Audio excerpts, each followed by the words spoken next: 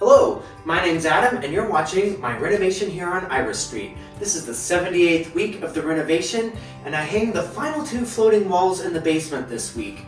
This is the first one. It's a floating wall that divides the theater room and the gym, which I'm in right now. One more goes up that divides the bathroom and the laundry room. So let's get going, hang some drywall and some walls.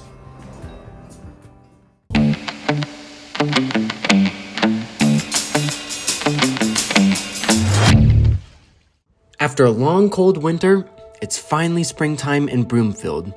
Things are starting to green up and starting to look real nice. With that spring weather comes a lot of wind, but that's okay. I'm working inside, and at this point, I'm all done with the upstairs, and my focus is turning down to the basement.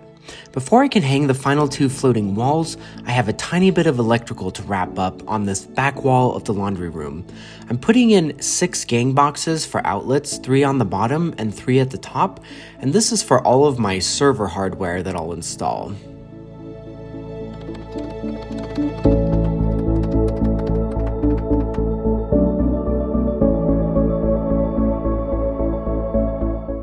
On Saturday, I take a break from the house to play some board games with my coworkers at Greg's house. Check out his beautiful magnolia tree.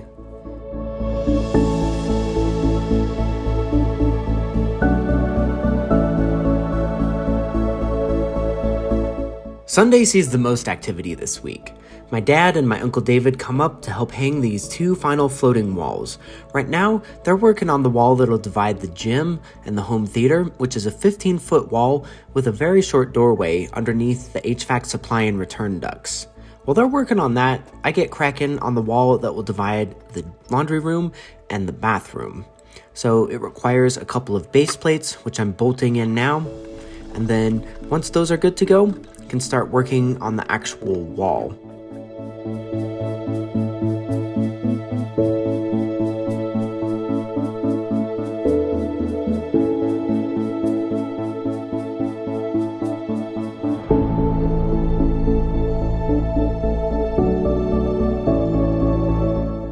After everyone took off, I turned my attention back to the gym, where I was ready to hang some drywall. I started with a 12-foot sheet roughly and trimmed it to fit around that duct, and then did the same thing for the bottom bit. I had to trim a little bit off. Again, my ceilings are only 7'4" in the basement, so had to cut that one to height and to width, and then everything screwed up really nicely. I spent the rest of the day just putting up little bits of drywall in places that I haven't put them up yet, such as in the stairwell, and then getting screws in places that still needed some screws. So at the end of the day, I got drywall up in the gym, as you can see here, which leaves the laundry room and a few general areas. So it's coming together slowly but surely. It's the last day of the week, and I get a nice long run in at Marshall Mesa before working on the house.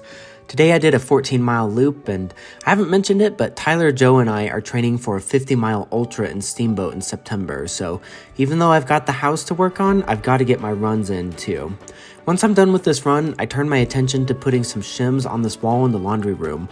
Because of that red support pillar, it needs about 1/4 inch of shims, and then it'll be ready for drywall.